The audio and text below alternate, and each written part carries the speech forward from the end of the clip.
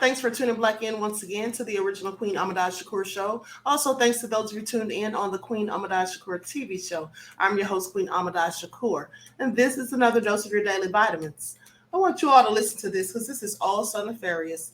So, an accused killer allegedly choked a deputy to death using his handcuff chain and then stole transport van in a botched escape attempt. Please pay attention to the nefariousness of it all. So a 34-year-old Indiana man who allegedly gunned down the mother of his child outside of a daycare facility just last year is now being accused of killing a sheriff's deputy during an escape attempt earlier this week. Orlando Mitchell allegedly used his handcuff chain to strangle 38-year-old veteran deputy John Durham following a hospital visit on Monday morning.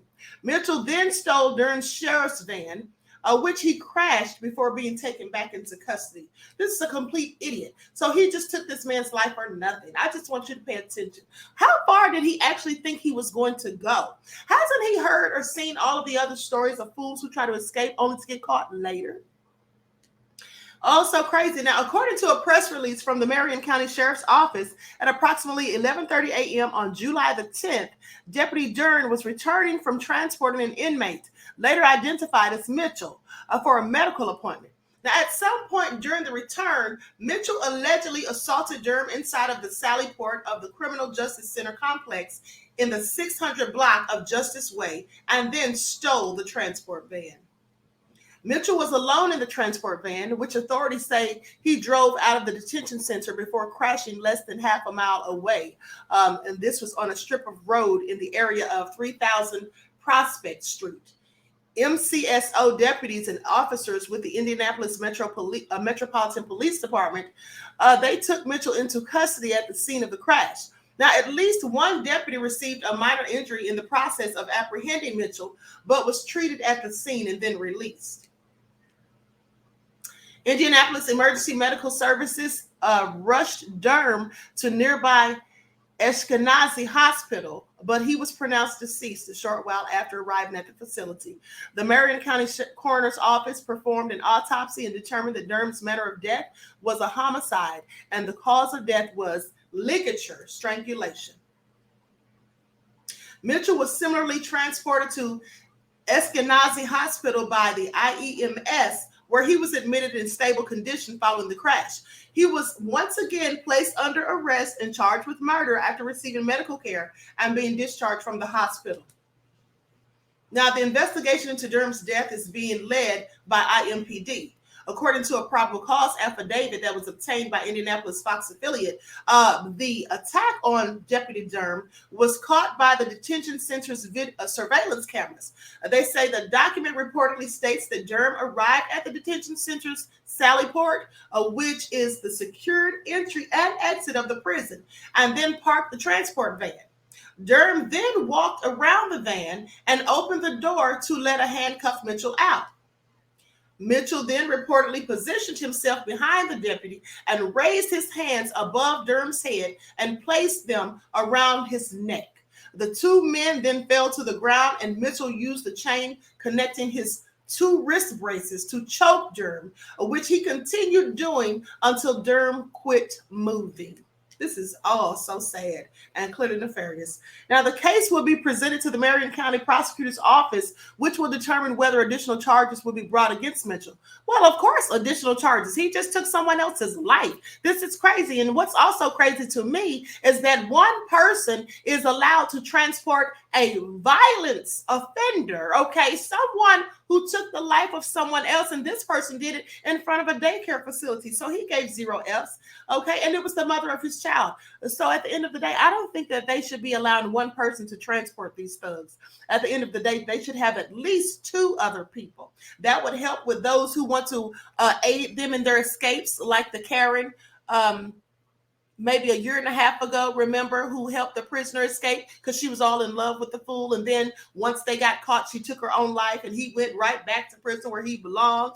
And then you have situations like this. This poor deputy lost his life. At the end of the day, it would be a whole lot better if they had more than one person guarding these people, because these people that have life sentences or facing the death sentence or whatever, well, they don't have anything to lose, and so they'll do anything. Pay attention. So they go on to say, let me get rid of these pop-ups real quick. So they say Mitchell was previously arrested in September of 2022 after he allegedly ambushed Crystal Walton, the mother of his child, immediately after she dropped her children off at an Indianapolis daycare. Okay, he was reportedly located by police several hours later and shot in the leg before being taken into custody. Now, here's the thing that gets me. Somebody like him who took someone's life, the mother of his own child, he's shot in the leg, but there could be an innocent person who committed a traffic infraction and they're shot multiple times in some cases and their lives are taken. I'm just saying this doesn't make any sense. But let me continue.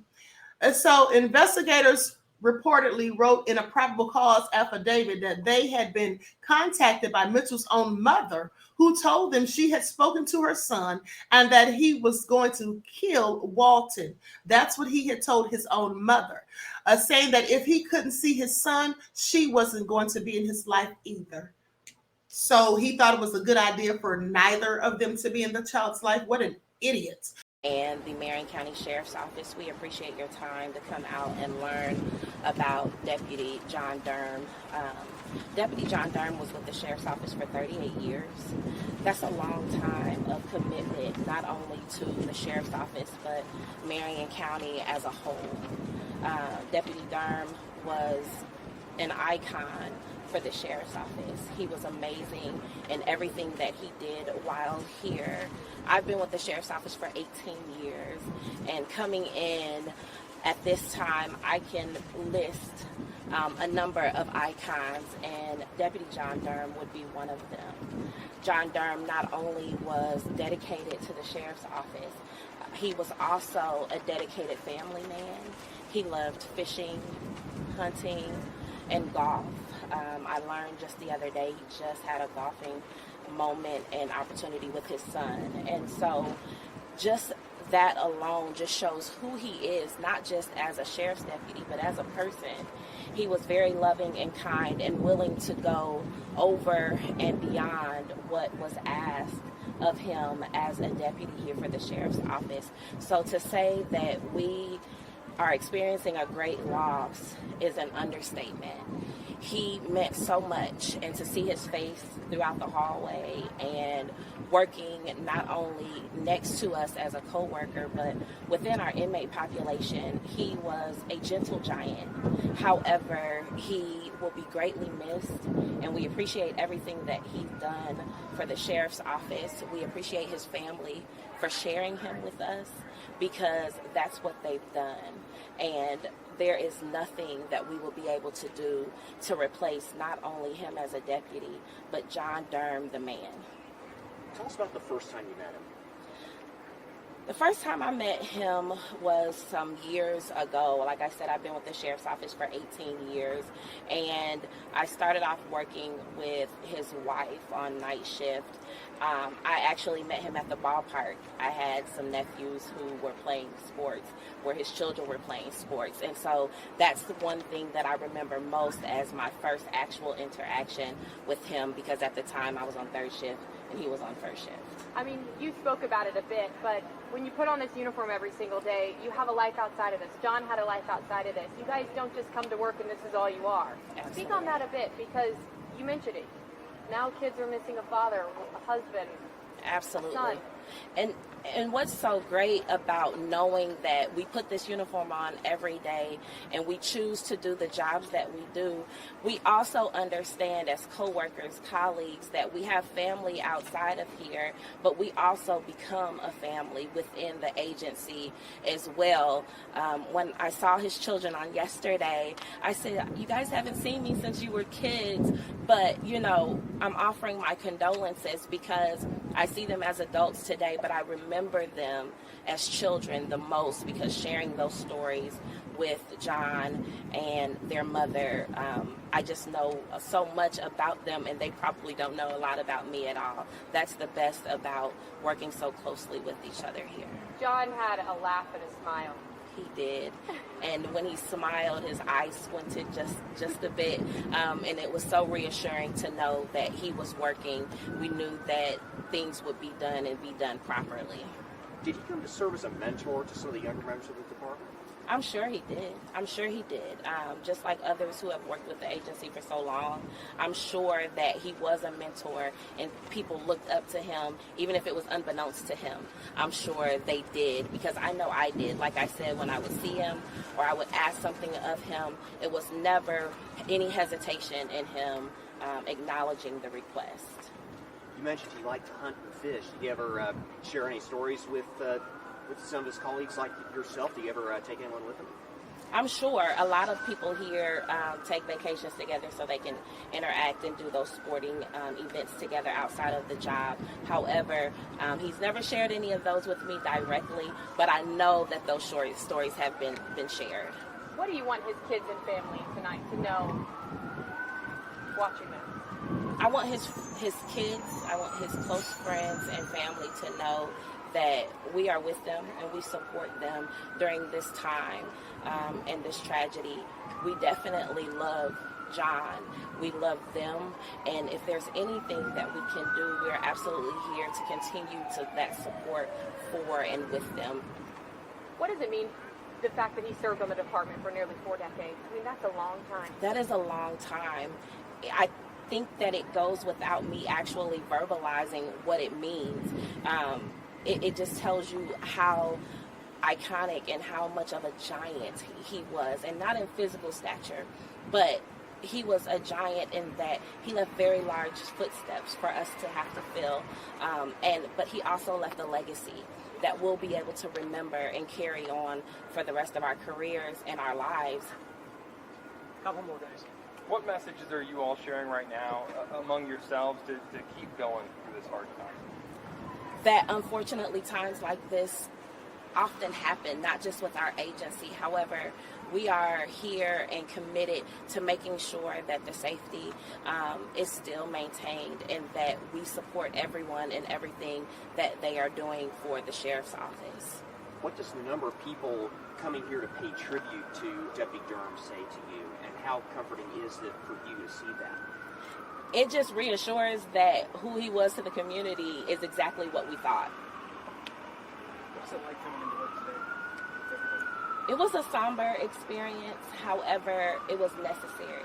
Everyone has to know that we all experienced the same thing on yesterday. However, we are here to support and make sure that everyone remains encouraged. That is the primary goal of Sheriff Forrestal and his executive team. Thanks, everybody. Appreciate it. Thank you very much. Thank you, sir. Now, Mitchell has pleaded not guilty to murder in that case, and is scheduled to go to trial in October of 2023. Well, I hope he gets exactly what he deserves, idiot. So, with that all being said, please drop me a comment. Let me know what you think about this. Now, this fool took out his child's mother, mad about her not allowing him to see the child possibly. But I'm sorry, why didn't he have the wherewithal to take her to court to try to get, partial custody, visitation, okay, whether supervised or unsupervised? Why didn't he go through the court system, do things the legal and the right way, rather than taking someone's life? And then now this fool is taking someone else's. Well, you know what? If we're lucky, the jury will find it necessary to take his, because he belongs on death row. That's just what it is. Anyway, please like and share and drop me a comment. Please let me know what you think about this. Until next time, beloveds, I'll talk to you all again soon. Peace.